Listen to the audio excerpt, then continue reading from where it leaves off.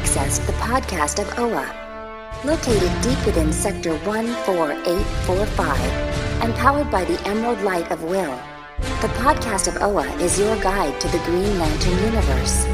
Hosted by Lantern Myron Rumsey, the podcast of OA begins now. Welcome, Green Lantern fans, to the podcast of OA, episode number 155.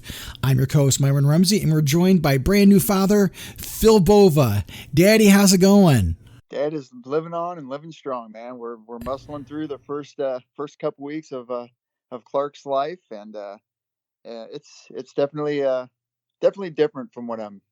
Let's just put it this way: at 46, it's definitely not what I've expected, but it's going to be a challenge, and I'm up to it.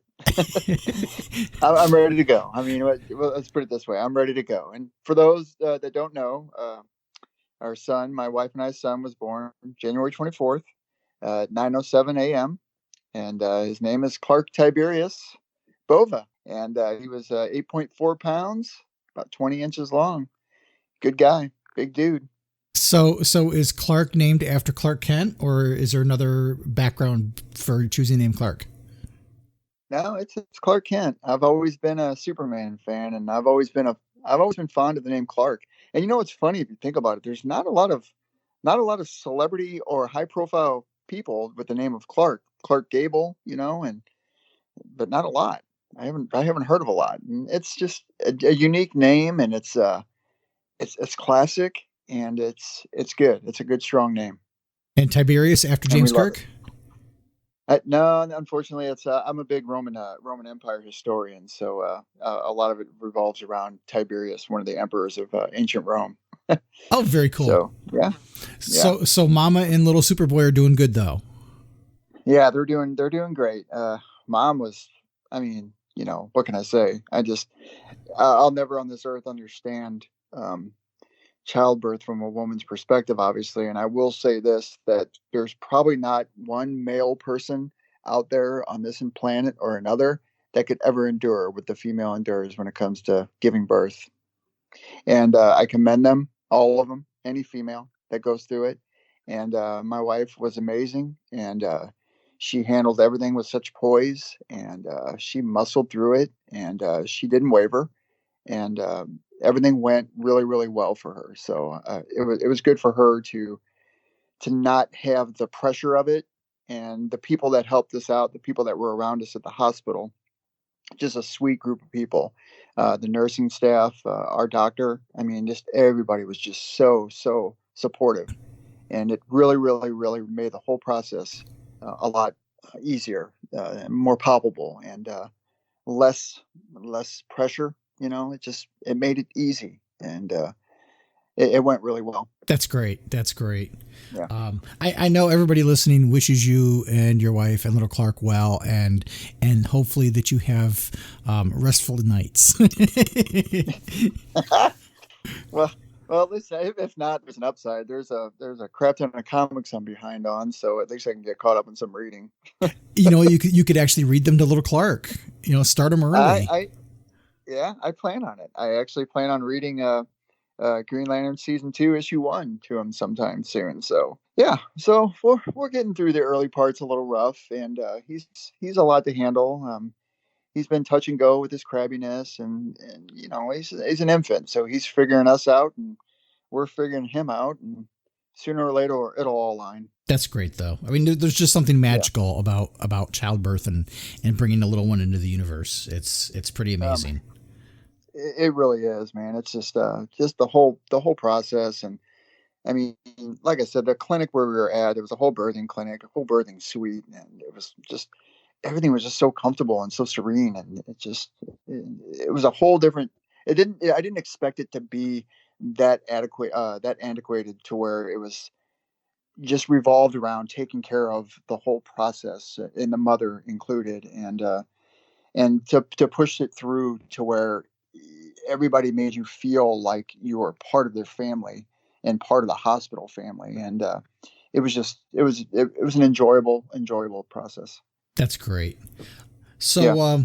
we were going to record talking about Green Lantern Blackstars #3, and the book came out just at the time the baby was born. So you and I had talked, and we were gonna I was gonna reach out to Bill Giancoli and see if he would kind of come and do an episode with me. And then right after we talked, I got a horrific cold, went into my lungs. I was knocked out in bed for, I slept, I was telling you off mic, I slept between 16 and 20 hours a day for 3 or 4 days straight.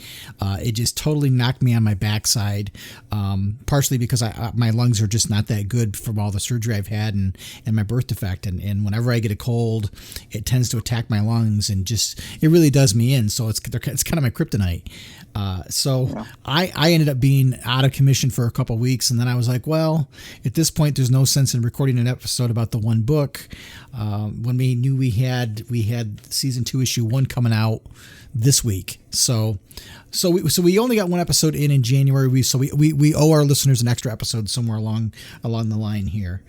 But I'm excited about what we've got to talk about. There's the end of the Blackstar book, and then there is season 2 episode issue number 1 that just came out, and then today we're recording this on the 13th of February, and today DC released a press release announcement about this whole 5G thing that we've been hearing about on and off.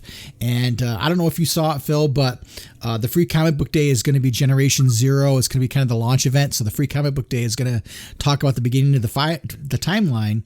But in May, they're going to start with a series of 5 prestige one-shot books, and each one is called a different generation. So the first one is Generation 1, Age of Mysteries, and then every month after that is going to be Generation 2, The Age of the Metahuman, Generation 3, Age of Crisis, Generation 4, Age of Rebirth, and Generation 5, Age of Tomorrow, and that takes us through October. And each book is supposed to be focusing on a different era of DC Comics as they lay out their new timeline. And there are some things that are shifting and changing and so on. This first book, they talked about, this is going to be focusing on the Golden Age, essentially. And so we're going to see Alan Scott and all of those Golden Age heroes as we see this reestablishment of the DC timeline. And the creative teams on these books are kind of interesting. It looks like let's see, who's going to be in it. I know Brian Michael Bendis, Dan Jurgens, Robert Venditti, Doug Mahnke is going to be involved. Ivan Rice is going to be involved. Brian Hitch. So a lot of talent is going to be involved, plus Brian Michael Bendis. And they're going to be. It was a backhanded thing, I know, but whatever. But it's going to have Alan Scott, Jim Corrigan, the Spectre, and we're going to see Terry Sloan, the original Golden Age Mr. Terrific. So it's going to be interesting to see what happens, but all of them will answer a lot of different questions about the DC Universe and the timeline. And their whole big thing is this is setting up DC's boldest storylines ever. And,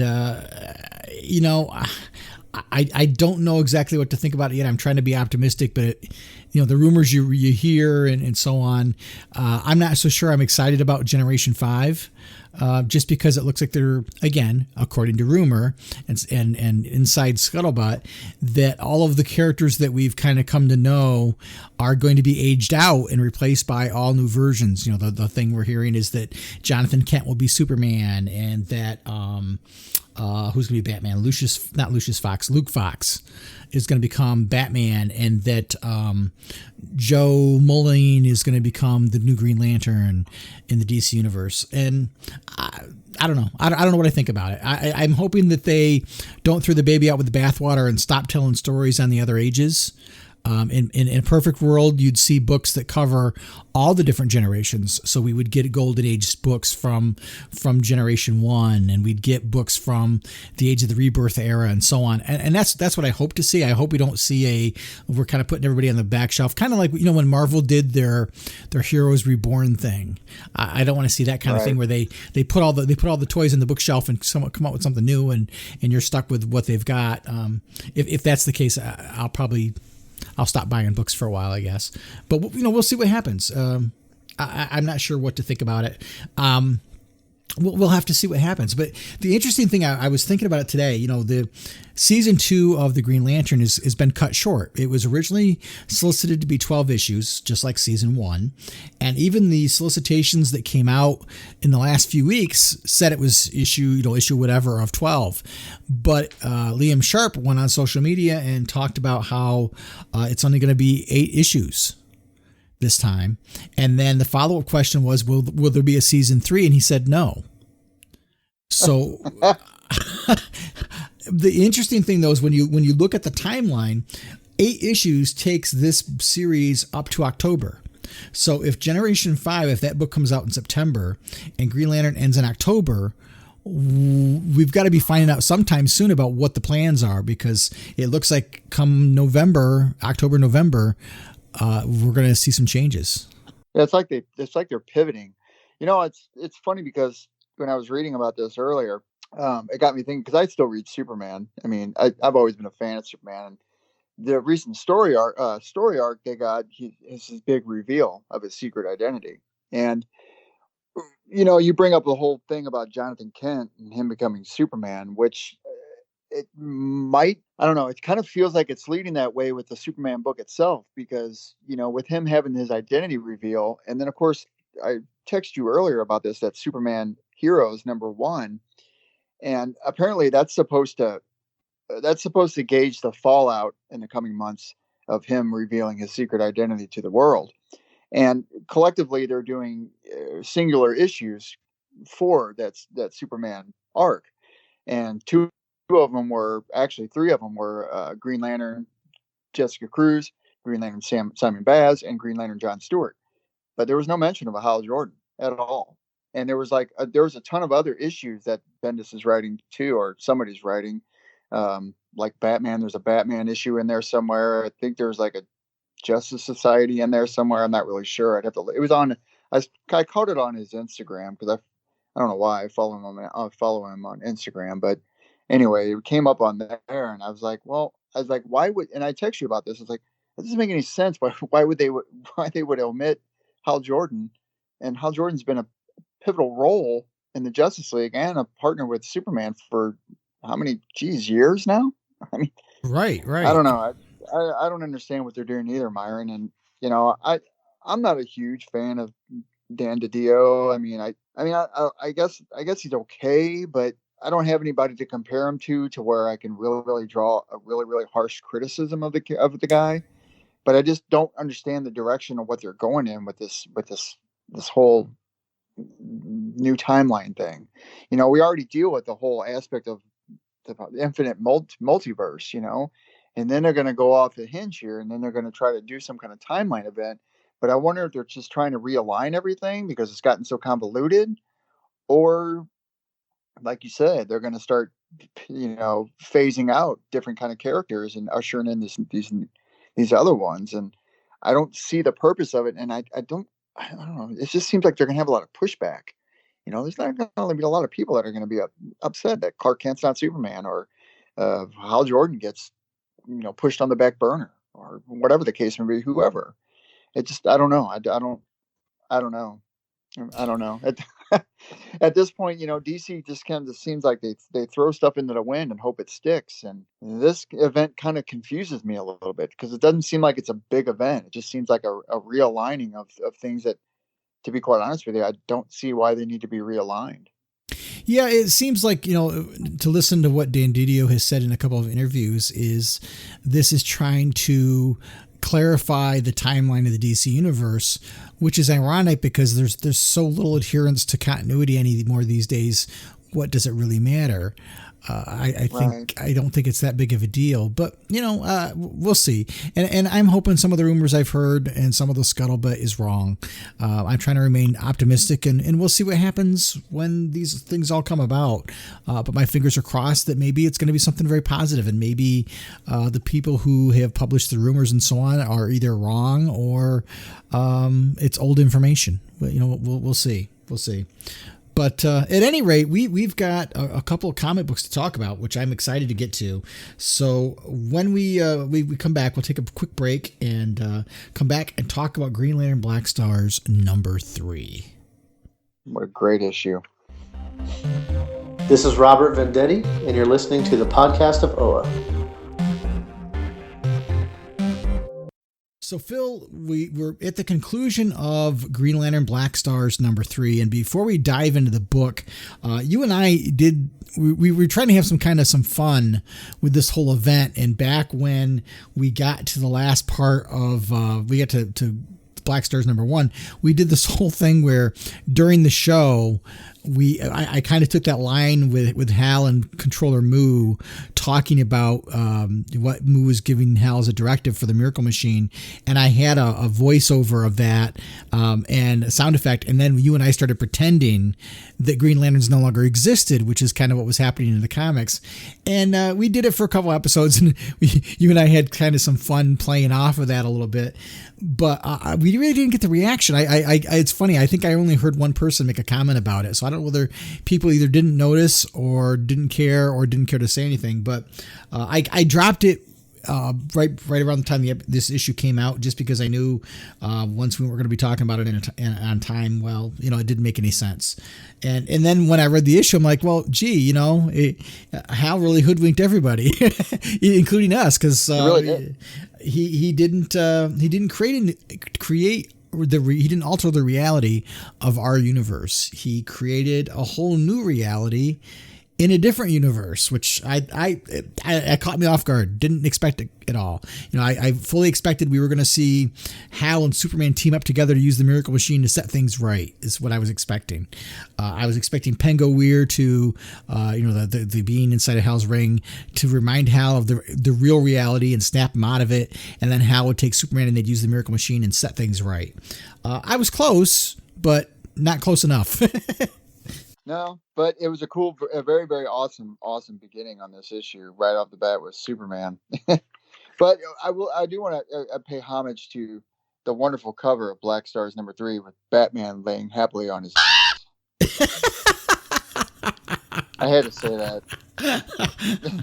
To all our listeners and our Batman fans, I still love y'all. I do dearly, but I don't care for the Bat. But I did like that. I did like the cover. As a matter of fact, I actually went out and bought me a hard copy of it because I like the cover so much with him laying there.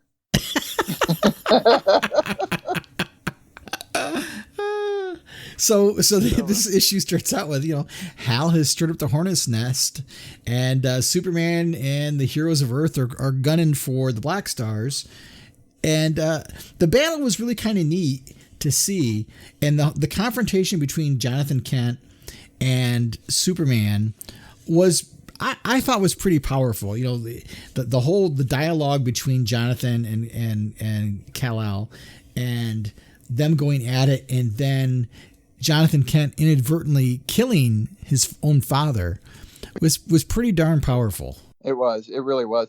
And it's funny because over in the Superman comics, not to get too far off the fringe here, they had a storyline where Jonathan Kent went off with I think it was Kal-El's grandfather or his grandfather or something like that. It was John. I think it might have been Jor-El. He ended up showing up, or for whatever reason, and he took Jonathan Kent and disappeared with him in space for a while, and took him under his tutelage. And then, of course, he came back and returned. I don't really remember a lot of what happened, but I remember there was a lot of conflict between Jonathan Kent and Clark Kent himself, which is kind of mirrored in here because you see they're at odds from the very beginning of this issue. Yeah, definitely. And again, when he throws Superman into what looks like the Sun Eater, it's very poignant because you see that look on Superman's face when he realizes he's gonna die, and then Jonathan he kind of gets shocked out of it. Essentially, all that anger just drops it away, and he suddenly realizes I just killed my father. Yeah, the look on his face is pretty cool. I do like the Blackstars costumes though. I'm digging that armor. Yeah, And the way that the story unfolds is that with Superman gone, pretty much all the superheroes roll over for the Blackstars, other than people like Batman and Lex Luthor. And I loved some of Grant Morrison's commentary about Batman and Lex Luthor and them being rich men who felt like they were going to inherit the earth, and now that they can't use their riches to just advance themselves, that they weren't really taken too well to that. I thought it was interesting, and it makes it really interesting when you come to realize that all of this is created out of Hal's envisions it. So is this Hal, I don't know, commentary from Hal about reality, about what he thinks about Earth's heroes? I don't know. I thought it was very interesting. To me, it was very thought provoking. Yeah, it really was. Well, what do you call them in here? Rich men, reclusive, self-made masterminds, or unrepentant sociopaths. Yeah. That sums up Batman all at once. I knew you were going to love that section. Yeah, it was cool. It was definitely cool. But, Hal basically is defiant because I believe that Beelzebub wanted to devour the earth. And then Hal basically spins it and turns over 8 billion new Blackstars to the Blackstar army. He increases Mu's forces quite a bit, and especially all of the superhumans. Right. And it's cool the way the Ring talks to Hal when the Ring says, "She's not listening, Lantern Jordan, but I am. Time to remember." Yeah, and then we jump to Mongol, and oh my gosh, what a fate for Mongol! That it was just very visceral, very. And what I liked is that Zermanico, the artist, he kind of he pulls the image back so we don't see all the gore. But then Morrison's dialogue for the characters makes it more horrific than anything Zermanico could have drawn for us to see. I thought that was really kind of powerful. And the page comparison, as opposed to the other panels in the other, it's like a light and dark difference, because that one's so gory and so horror, and then you go over to the next page, it's reflectively different. It's a stark comparison between both pages on this book. Yeah. And then we find out that Hal's kind of building his own resistance because he realizes what's going on. And I thought his speech was really, really good. I loved what he said about, our wills are ours alone.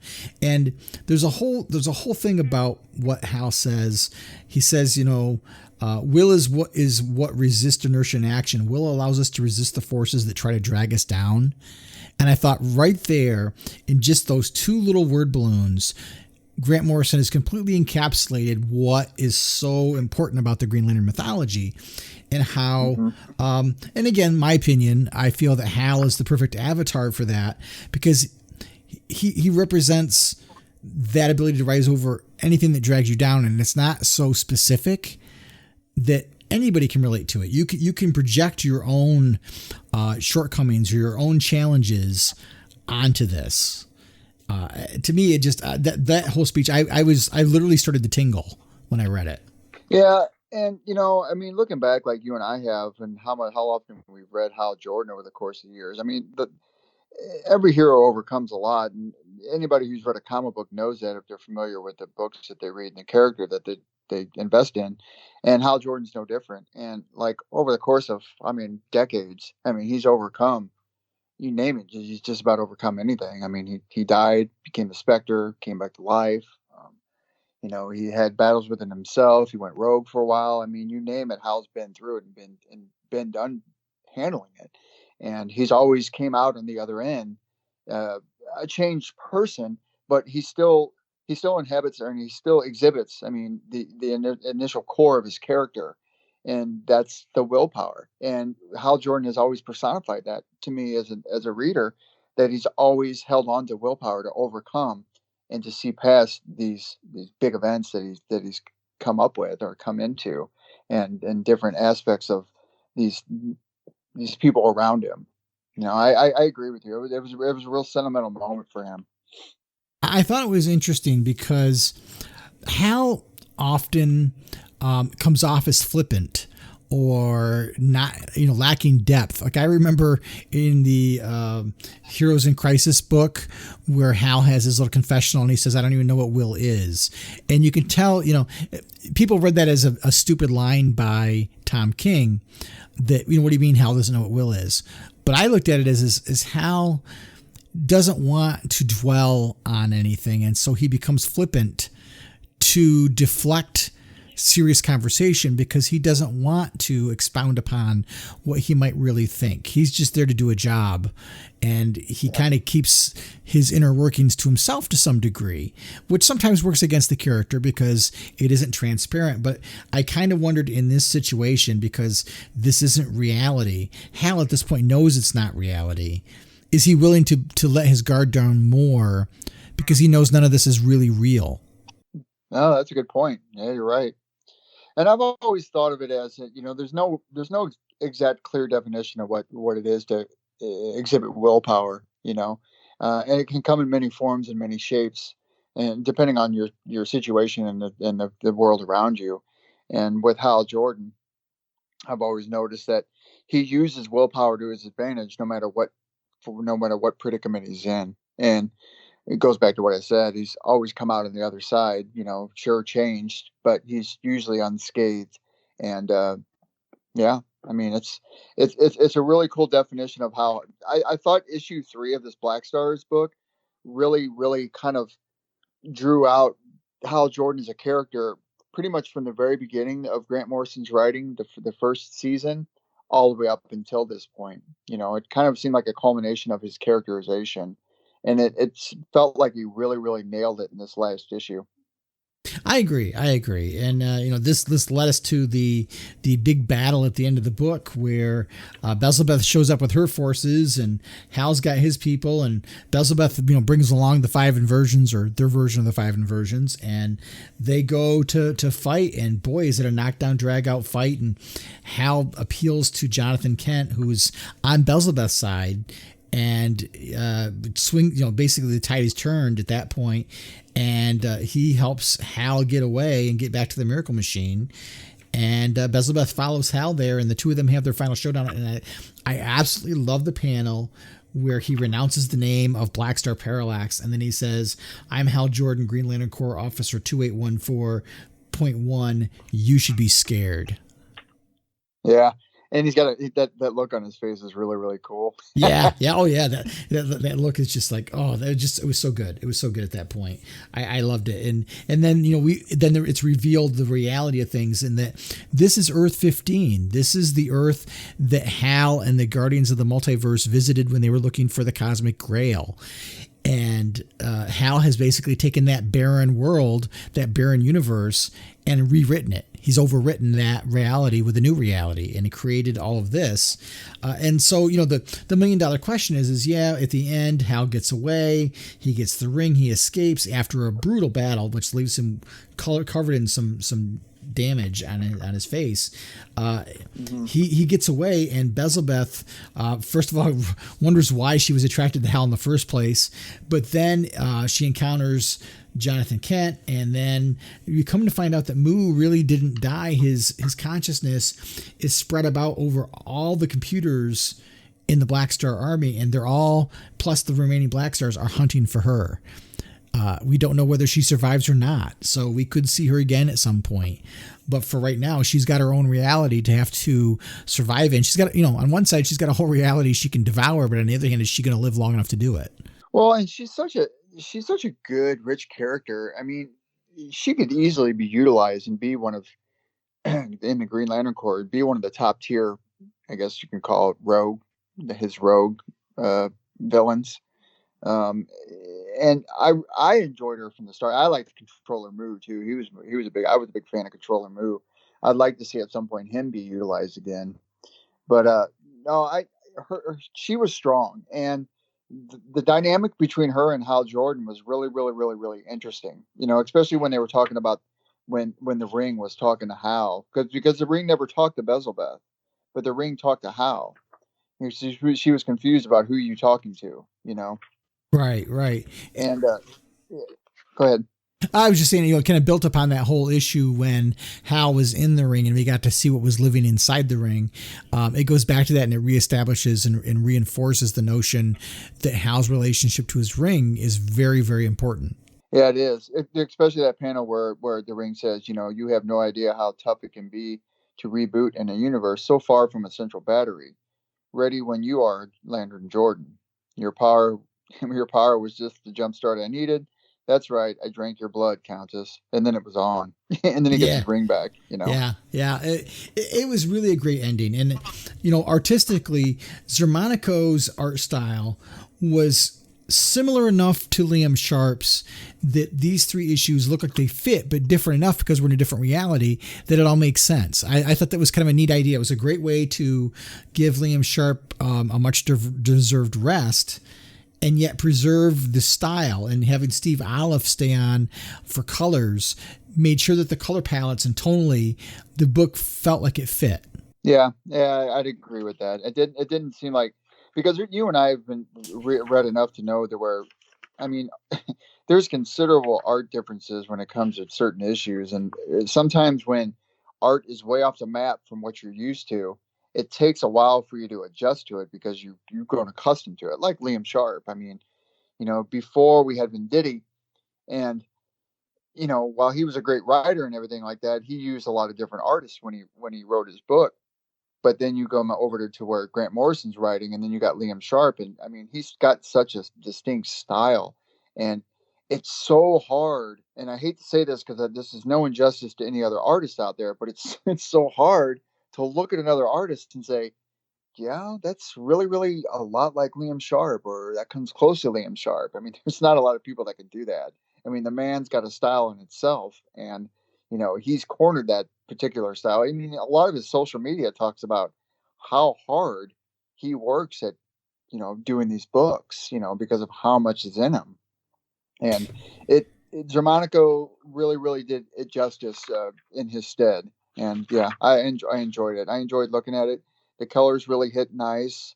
All the panels really, really, really, really blended well together. There wasn't a lot of bleed space to where I felt like I was losing my points in the story arc.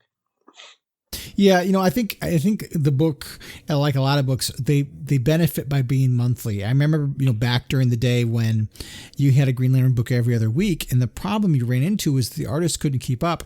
So I remember back on the Hal Jordan the Green Lantern Corps book, you had Ethan Van Sciver on one hand, and you had I'm going to forget the name now. It's killing me now. God, I know it's been a while since I've read those. Rafa Sandoval. Oh, yeah. And you had those two guys rotating back and forth, and their art styles were really they weren't compatible with each other. They were so different that it kind of, if you read those stories in a trade, the art is jarringly different. Mm-hmm. Yep, you're right. Even down to some of the designs, like Rafa Sandoval had a very unique design for Aricia, and whereas Ethan Van Sciver was very much on model with the traditional design for Aricia, Rafa Sandoval had a completely different look, and it can, as a reader, can take you out of it a little bit. It can, and I've always been like my friend Brian and I have always talked about art and comic books and stuff, and a lot of times he'll read something and he'll shoot me a text saying, hey, the art was awesome. Like me, and I don't know if you do this or not, but sometimes if I'm reading a book and the art doesn't really capture my attention, I feel like I'm not really following the story like I should, which, yes, that's a disservice to the artist, let alone the writer. But sometimes the eye sees what it wants to see. And, when you have good art working along with a good narrative, those two go together. It's a knockout, just like Morrison and Sharp. It's just, these are both two top tier people that are doing these books. And when they work together collectively, you've seen it season 1, and we've talked about it ad nauseum about the art and about Morrison's narratives, and they work so well together. And I hate to see them off of this Green Lantern book at any time soon. But I'm going to miss it when it does happen, because both of them had worked so well together that I've liked this series better than I anticipated that I would, looking back to when it first began. Yeah, I'd agree. I was cautiously optimistic about it because, again, you not so much about Liam, but about Grant, because you don't know what you're going to get. And sometimes you get some very good, straightforward storytelling, and sometimes you get Morrisonized. So yeah, you really do. He's got his own distinct persona when it comes to his writing, and he's so transcendental, or I don't know what the word I'm looking for. He's so out there with his writing that, we have talked about how much he's pulled back from past history, like the Cosmic Grail and Earth 15 and stuff. I mean, this is all stuff he's pulled back from the lore of Green Lantern and brought it into the mainstream to make it relevant again. And it still continues to this day, even with these 3 issues of Blackstars. Yeah. Like I said, I went into this, thinking, well, this is not going to be very good. It's just going to be filler. It's going to be 3 months of filler. But I enjoyed it overall. I thought it was a neat little adventure, and like I said, each issue had some high points to it.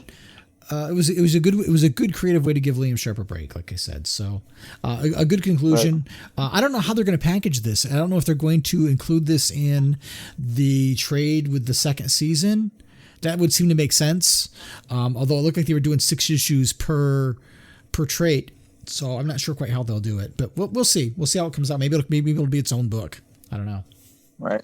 All right. Well, let's take a quick pause and get ourselves a drink or something and wet our whistle and come back and let's talk about season 2. Season 2. Here we go.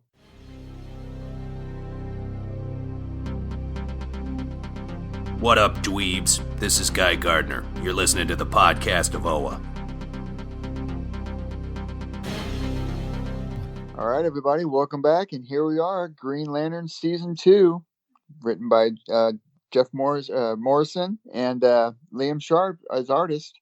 And I have to say, right off the bat, that I really, really enjoy how they split these into Season 1 and Season 2. I like the format. Yeah, there were some people that thought it was kind of hokey, but, I don't know, I enjoyed it. We're looking at this as a TV show, essentially. I thought it was kind of neat, divided into 2 unique chapters. Yeah. I wish a lot more comic books did that, but this is a standalone by itself, so it kind of makes it feel like it's unique when they do structure it that way. But that was the one thing that really, really appeals to me about how they've done Green Lantern with the new Green Lantern issues and stuff, is breaking it apart like that. And like you said earlier about having that little break, that 3-month break with the 3 Blackstars issues, really was a really good filler to lead us into another season. But here we are, season 2, another stellar issue. The cover's amazing. A great looking image of Hal Jordan on the front with what looks like the new age of Guardians, I guess you could say. Yeah, the young Guardians. Young Guardians. Sounds like an 80s band, doesn't it? It really does. It's funny because when I was first reading this, I always pictured this Young Guardians. I was like, oh my gosh! I go, Young Guardians. It sounds like some kind of CW television series where James Vanderbeek is in there. Some kind of, I don't know. I took myself to different places when I was reading because you and I are so used to what the Guardians used to look like. The little blue guys and their big heads and stuff. And this is comparatively different. It's a different take on them, but it was cool. And that first page was a rock star. Yeah. I at first when I saw the previews, I was like, what the heck is he wearing?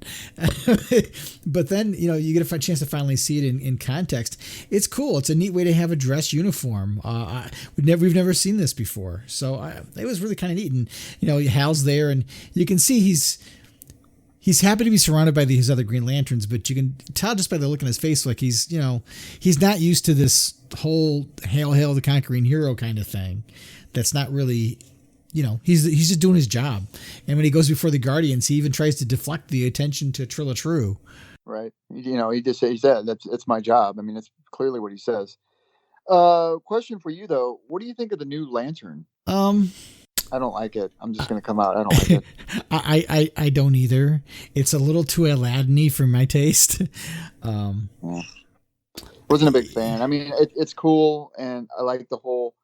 I don't know what I'll bring this up when we start talking about the issue a little bit more. My friend Brian made a comment to me earlier in a text, but I don't know. I like the original Lantern. I like the way the original Lanterns looked. And like when you posted that image on your Instagram of Thal Sinestro's awesome yellow lantern. I like how they all look kind of the same, but they have a unique difference when it comes to their emblems, or like the Red Lantern has a different handle on it or whatnot. I liked all the lanterns before. This one, just a little bit too odd for me, I guess you can say. Yeah. It didn't do anything for me. And when I was writing my review, I was trying to, I get that they're trying to be creative and so on, but it's too Aladdin-y. And when you combine it with the dress uniform, it kind of created a little bit of a like my gut started to say, oh, here we go. We're going down the Morrison road and we're going to start going off the beaten path, and who knows where we're going to end up. And boy, I wish I lived in Colorado right now.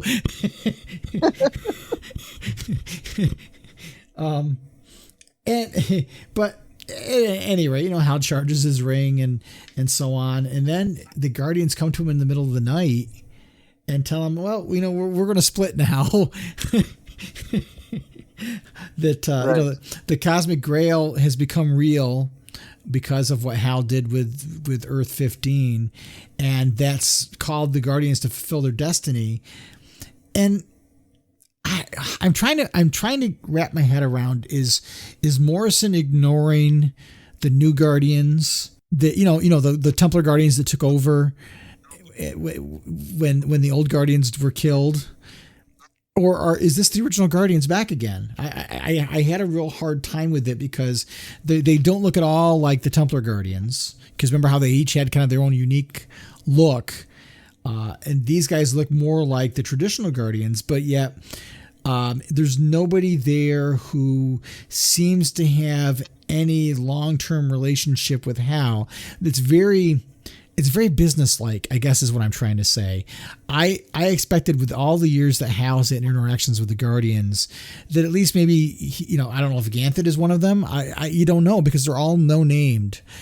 So I almost felt like there was a missed opportunity to have a more emotional parting of the ways. But I don't know. And I don't know whether Morrison is hinting at this multi-crisis as some big DC event, or is this just this way to get them off the page? I don't know. Well, and like you had said, they didn't use any names in this whole entire issue. So, you and I have come to know like Saeed and Ganthet and the others. We've come to know them very well, and reflectively, none of these guys have the same kind of character traits that the others did. So I don't know if it's maybe an ushering a new era of the Guardians. But looking back, though, what Guardians were actually left after? I mean, Ganthet was left, right? And Saeed, there was only a couple left. Yeah, Ganthet and Saeed were the only two that were left. And then the Templar Guardians became the new Guardians. And then remember, they went off in space and left Hal in charge of the Corps while they went out to learn what there is to learn about a universe that they hadn't been a part of for, millennia. Right. But then they kind of came back, and that was when John kind of said, I'm not leading the Corps anymore. Right. It's a little odd, and it's almost like this exists in its own little continuity of its own in some ways. So I don't know. I felt like the scene where the Guardians leave is just kind of emotionally stunted because there's no reaction. Yeah, and then we get to see Hal Jordan's butt for the first time, though. Kind of. Nightwing, look out! There's a new butt in town. That's right. That's right. And of course, then we move on to the next page. What about the Grand Hall of Oa? How cool is that panel? Yeah, that was like Morrison cut loose. And there's a sprinkling of characters that we've already seen from the first season and some of the Green Lanterns. But then there's other characters that again, come from old books. There's, you see them talking about Xanthos of Zarla, and that character is from a Carmine Infantino and Gardner Fox story from 1962, one of the issues of Mystery in Space. So you see some of that stuff. It's crazy.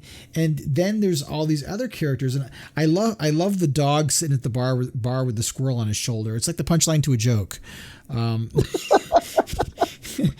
Who's that? I know, right? And then, some of the Superwatch are there. And then there's these invisible characters called the Watchdogs of the Universe, which really makes me interested. And then, did you notice who was in the lower left-hand corner? Are we talking about the two bald-headed guys sitting at the bar? Yeah, that's Grant Morrison and Liam Sharp. I thought it was. I didn't know, man. But who's the girl behind them, though? Is that that's Superwoman? She's one of the Superwatch members. That's right, Superwoman. I was curious about them. It's funny because they're the only two normal-looking non-alien people that are clearly defined in this whole entire spread page. I thought it was such a neat little cameo thing to throw in there. And then we get introduced to a new character who kind of just stole the show for me, and that was Raikotoro. What a neat character. He reminds me a lot of Saint Walker a little bit, He kind of has it. Yeah, you're right, he does. And he's from a planet called Carolix. And that's also another Gardner Fox, Carmine Infantino's creation, pulled from another issue of Mystery in Space, issue number 71. So again, he's plucking. What I like about what Morrison is doing with this kind of stuff is it's there, and if you know it, it's a neat little Easter egg. If you want to research it, it's a way for you to discover more about history. And if you don't know it and you don't care to look for it, it doesn't really impact the story one way or the other. Right. You're right. Yeah, you're right. He was in this. This is an interesting character that he partnered up with throughout this issue. On that panel where they first introduced him, you see how you got Hal Jordan looking like he's talking to John Stewart? Yeah. Who's the Green Lantern that's standing in the background right there with the goatee? He was in the first season. Max Toxum, I think it is the name. Okay. I might have pronounced it wrong, but he was Maxim Tox. That was the guy that opened up the very first issue. Gotcha. Okay. Oh yeah, you're right. Now I remember him. But it's interesting how Hal kind of dismisses Reich in the beginning, and they're all like, "Oh, gotta go," and he's left there standing by himself. What did you think about the look of John Stewart in this issue? I don't know. I mean, you don't really get a good look at him until that next panel where it's him and Jessica Cruz. Yeah, he looks older. He looks like an older guy there. He looks a little older, but he's also got a full head of hair, which he hasn't had in a while. And his uniform is the traditional modern version of the Green Lantern outfit. It's not the traditional John Stewart version. And Jessica shows up. The two of them get cameos. Again, it was interesting to think about. You go back and look at that big celebration, and you look at this whole symposium, and there's no Kyle Rayner, no Simon Baz, and no Guy Gardner to be found. No, I know, man. I don't understand why they choose to omit them from scenes like this. I mean, because Kilowog shows up later on. You see him in one of the back panels. Yeah. Towards the end of this issue. But he's like, and then of course Volk, he's used a lot in these. It seems like he used him a lot throughout this whole entire series. Yeah, I agree. The one with the volcano guy, yeah. Yeah. And I think like John and Jessica are really there to give Hal the opportunity to talk about how he doesn't want to go back to Earth to set it up for the punchline at the end of the issue. That seems to be their real purpose. Have fun on planet Earth. He's like, I'm out of here, man. Yeah. He's out. But then, there's this whole thing about going to Maltus to get the young Guardians. And then we do get a name for this other Guardian that's left behind, and her name is Sal. Saal. And again, we've never seen her before. So it's a little odd. But she partners him up with Raikotoro. And again, the dialogue between the two, the banter back and forth is funny. I love the moment where Rika says, "This outgrowth is intelligent salt. My partner is intelligent water. Together may our elements combine as an ocean of open-minded collaboration." That's good narrative right there. That's really good narrative. That's Morrison writing at its finest, man. It is. And then we go to Maltus, and boy, what a sci-fi playground Liam Sharp has with this whole thing, drawing the space monkeys and the lizard type people, and you got space monkeys with guns and some with like ray gun arms, and it's just interesting stuff. And they introduced this character called Mother Juna. Yeah, she looks a lot like she looks a lot like Darkseid's. Oh God, what was her name? Who am I thinking about? Granny Goodness. She actually appeared in Green Lantern number 81 during the Hard Traveling Heroes era. This woman did. Yes. The mom did. Yep, it was a story about overpopulation and that she was creating life, and then here we see her again. But I'm not sure what I feel about the Maltusians being test tube babies, essentially. Oh yeah, they kind of make them out to be that way, especially when you said burn the eggs. Yeah, well, is that she created all the Maltusians, and these new young Guardians are a combination of the old Guardians and the Zamorans and the Controllers, which that makes sense because collectively their DNA is all the same. But it's interesting.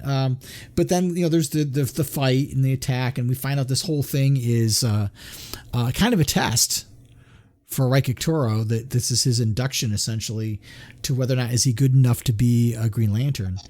And again, visually, there's some neat stuff. I love the panel where you have the space monkey's face with the 3 biplanes hitting him all at once. That is pretty awesome. That poor monkey, man, it's getting demolished. So I want to ask you a question. Okay. What did you think about Hal's new abilities? Okay. Well, this is going to bring up what I said about my buddy Brian texted me earlier today, and I'll read you the text that he sent me, and it's really got me thinking too, because he asked me earlier, have I read GL? And I said, not yet. I'm going to read it soon though, because I told him you and I were recording tonight. And he said, let me know what you think. I didn't like a major piece of it, but I'm trusting Morrison to make it matter and not permanent. So after I read it, and I asked him what piece he was referring to, he said, devolving and shrinking things with the ring. Is that a thing? I thought it only produced constructs. I don't like it. It seems too overpowered.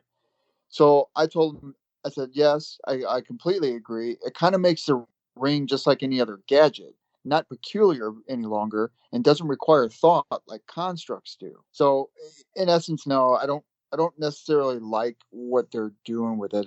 It seems like it takes away from the Green Lantern abilities, personally, because constructs have always been a part of the Green Lantern personality of the ring, that the wielder, whoever has the ring, right? So like Kyle Rayner has always been known to be this artistic talent, and his constructs reflect that. Same with John Stewart, same with Jessica Cruz, and as it has always been with Hal Jordan. To me, this seems like it dumbifies the abilities to me. It to me, it's a bit of a throwback to the Silver Age, because back then that's what they did. The ring would do something one issue, and then it would never be able to do it again, and then it would do something different. And I am right there with you in that I'm not particularly a big fan of it. It's suddenly like, to me, it's a way for a writer to get out of a situation. Well, if I can make the ring do this, then I can get out of the situation I've written myself into. That's one potential trap. The other is it makes the power ring become hokey, like Batman's 66 utility belt, where he's got a compartment for every potential gadget that you never knew he was going to need until he finally needed it. I'm reminded of the scene when Batman's in the helicopter and he's lowered himself down into the water, and he's been attacked by a shark, and he asked Robin to pass down his bat shark repellent.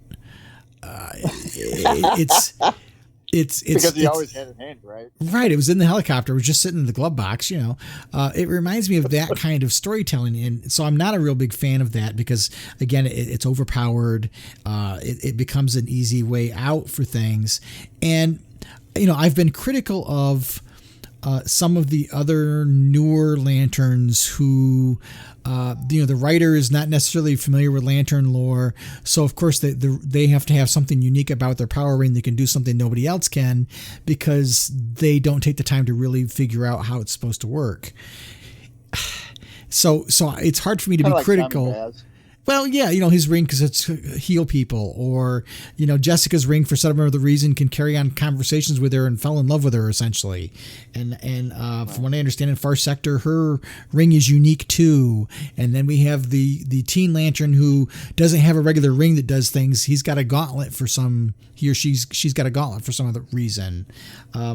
So I have a strong distaste for it from that perspective. So it's hard for me to, on one hand, be critical of it on one side and not be critical of it over here. And to me, when I was writing my review yesterday, it brought me back to, and I don't want to spend a lot of time on this comment, but it brought me back to the days when I used to run a Star Trek fan club, and we used to have a fan magazine that was fiction about our crew. And members of the club would create avatars for themselves, essentially, crew members that represented them on the crew of this fictional ship. And we'd write stories. And I would inevitably have people who wanted to write the Gary Stu, Mary Sue stories where, we encounter the crew of the Enterprise and we rescue them kind of thing. Or they would want to create a character for themselves. And I'll just throw this. This wasn't one of the things they wanted, but this is just to illustrate how ludicrous I thought it was. They'd want to be a Vulcan 1 minute, being highly logical and super intelligent, yet crack puns the next minute. Well, that's not the mindset of that race. You can't just take the best parts of one race and not deal with the shortcomings of that race or the challenges of being a member of that race. I famously at the time amongst the group came up with a phrase that said, if you're going to live by the ears, you got to die by the ears. If you're going to create a power or ring or a weapon of some sort that has tremendous abilities yet has weaknesses, you can't suddenly just make it all this great stuff that can do whatever you want to do. You've got limitations too, and you've got to write within that. That's a good point because, we've always known that, the rings have had limitations depending on the person who's wielded them, and each of them have come across situations where they've had to like develop or modify to find their way out of it. And Hal Jordan has always been known for that. He's had this ingenuity to where he can see himself past things by being creative with the ring. But this goes back to what you just said, coming up with a device or a ring that can do a certain thing just to get him out of the situation doesn't involve much creativity, which reflectively is what the rings have always meant for me whenever I've seen them wearing them. They've always been creative with their inventions. How do you come up with an antagonist that is going to pose a real threat when we already know how to just shrink them down or de-evolve them into a baby? Well, and not only that, I mean, the ring clearly tells them there's more where that came from, Jordan. This was just a field test, so who knows moving forward what kind of abilities the ring's going to create for whatever situation we're going to come up against in this season 2. Right. And I realize we're talking about Morrison, and maybe these are short-term abilities that the Guardians are giving him to face the challenges that they know lie ahead. And maybe at the end that goes away. I don't know. But my gut reaction, I told you earlier when we got the new lantern and we saw the outfit, my stomach got a little bit of the tightening up of, oh, here we go on the Morrison roller coaster. When I got to the scenes where this happened, I'm like, I think my stomach tightened up and my sphincter tightened up at the same time. Right. I guess then again, it could be just Morrison's way of creating a different take on Hal Jordan and the Green Lantern Corps entirely. But if you're going to do that, you have to do it full swath, because John Stewart, reading him in Justice League, because I still read Justice League all the time, and nothing's changed with his abilities. I mean, he doesn't come up with new inventions, and his ring can't produce new abilities just on a whim, or just because he goes in and downloads, Power Battery 2.0 or 3.0, whatever it is. But if you're going to do that kind of thing and change that dynamic of what the ring represents and the abilities that it possesses, then you should, I don't know, maybe do it with all of them. But I don't know. Then again, this could be just Morrison changing up the status quo for maybe something that's coming in the future that we don't know about. Right. I'm cautiously critical.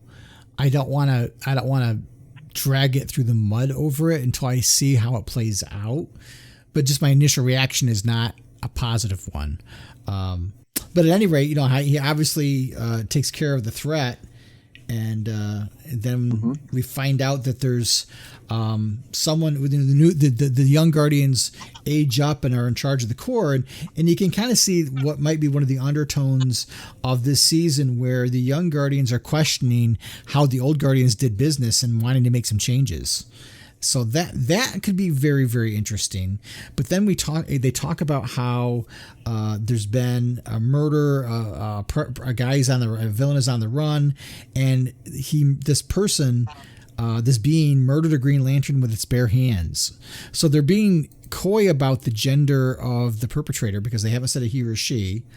And they've got to basically have someone do stakeout duty. And as they're telling Hal about it, you can see more Sharp has these 3 panels where Hal goes from kind of a serious look to a downright not happy look because Hal's being sent back to Earth. And we end with Hal like he started out in the first issue of the first season, walking the desert. Welcome back. Who do you think the guy is that picked him up in the truck? I don't know. Part of me when I got to that scene, I was like, well, okay, if Hal's flown back to Earth, why did he fly to the desert and he's hitchhiking? Yeah, you ever wondered that? He always ends up in the desert. It seems like even with the portrayal of when the ship crash landed, I think it was one of the animated series, it crash landed in the desert. It seems like the default position for him to go to, so nobody sees who he is. Yeah, it's interesting. You kind of wonder, does he already have a lead that he's working on? I don't know. We'll find out. But I'm looking forward to seeing Morrison write Hal on Earth. So from that perspective, I'm kind of excited about seeing where this goes. Well, I wonder if we'll see Carol Ferris at some point. I know we're supposed to see Cowgirl. Oh, okay, that'd be cool. I haven't seen her in a while. Yeah. So we'll see what happens. Overall, I like the issue. I think Liam Sharp. You can tell he's well rested when you look through this issue because the art is spectacular. There's another panel in particular that made me kind of chuckle, and that's when Hal and Reich arrive, and Hal's flying, and above him is a little surfboard, and Reich Toro looks like the Silver Surfer. Yeah, I said the same thing. I was like, "What's he doing? There's a Silver Surfer going on right there." Yeah. I thought that was funny. In Cranaltine, the planet that they mentioned where the crime, where the perpetrator caused a big uproar, that's actually from an issue of Adventure Comics from 1980. Really? Yeah.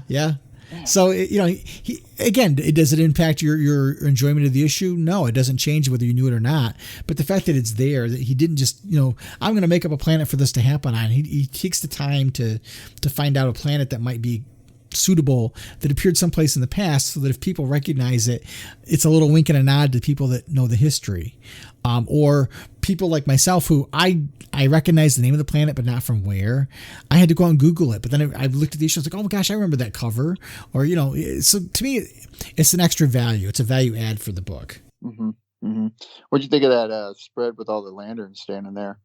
I loved it. I thought that I thought the art in this issue, I think Liam Sharp, he was well rested. He came back with a vengeance, and this issue is just gorgeous as far as I'm concerned. Did you notice that it looked like in that shot with the Guardian and the Green Lanterns, that I saw Volk was there, I saw Green Man, Trilla True, and there is Rika with his Green Lantern outfit. Oh yeah, you're right. Hidden there. And Boudica is there too. It looks like Boudica. Is that the one at the front right? It looks like, if you look, she's missing a hand. Oh yeah. And she wears that kind of she wears that same kind of headpiece. Though, well, I guess that's the original Boudica. That wouldn't be the one. Remember when she got changed over to Alpha Centauri or something, didn't she? She became an Alpha Lantern there for a while. Alpha Lantern, that's right, yeah. And Jessica Cruz is there, and John Stewart's there. Is that who's that guy? Okay, so you see the guy with the mohawk? Trilla True, right behind Kilowog? Yeah, Trilla True. To his right, looks like a guy with a black leather jacket on, and he's got a black Lantern shirt underneath. Oh yeah. I'm not sure who that is. Yeah, there's a couple on here that I didn't really familiar. Of course, over his right shoulder is what's his face? Stell. Oh God, yeah, that's who it is. You're right. Yeah, there's some I recognize and there's a lot I don't. But I to me, and I know this might upset some people, but this kind of stuff is what I have missed out of a Green Lantern book in a while, in that I don't really want a book with more Green Lanterns than I can count on one hand that are from Earth. I really love seeing all the aliens and the fantastical sci-fi elements. That was one of the things that first drew me to this, was the science fiction part of it. And I've really enjoyed in this series how, Hal is, I don't want to say a stranger in a strange land, but he's really the only human amongst all of these fantastical creatures that I want to know more about. And if you're going to give panel time to characters that aren't the star of the book, I want it to be the aliens and not more humans, because there's plenty of books in the stand about humans, You're right. I agree. I'd like to see Kilowog used a little bit more. It just seems like he's always been just there. You know, he doesn't really do much. And that I love the way Sharp drew him there on that one page. I would like to see more narrative out of all these characters more, like you had said. But it's cool to see him over the course of the first season of this issue. It seemed like he utilized a little bit more of the alien lanterns than focused on the Earth lanterns like we've always been used to. Yeah. I didn't mind seeing John and Jessica, but I was just as glad they were only on there really for a couple panels. But I don't know why aren't they using Guy Gardner though? It's like Guy Gardner's gone. I don't know. I wondered, when they talked about the one Green Lantern being killed with their bare hands, I thought, geez, is it one of those? Is it one of our other Earth Lanterns? Because this takes place. Simon Bass. Wishful thinking on your part, right? Because it talks about the events taking place in Sector 2814. So, you're right. It could be. I don't know. I don't want to cause a stir, but who knows? You'll piss off a lot of Gardner fans if you do that. Yeah, I don't know what they're doing with it, but overall, I enjoyed the issue. I loved the art more than I loved the story, only for those couple of things that you and I have already talked about. I don't want to beat a dead horse, but to me, those things kind of brought my enjoyment of the issue down. But I still enjoyed it. Oh yeah, I loved it. It was a good, strong opener to season 2, and it's a good lead-in to to what they're going to do. As far as the Guardians go, I don't know. I could do without them. I mean, we've done without them for a while now, so it's been kind of nice to not have them. I don't.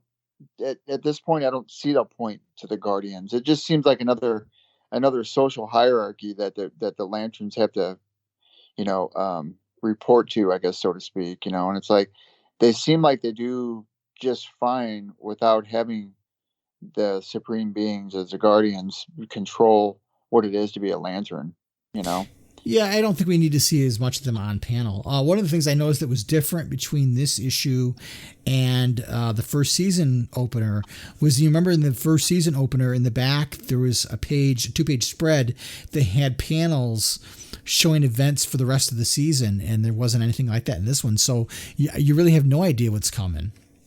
Yeah, you're right.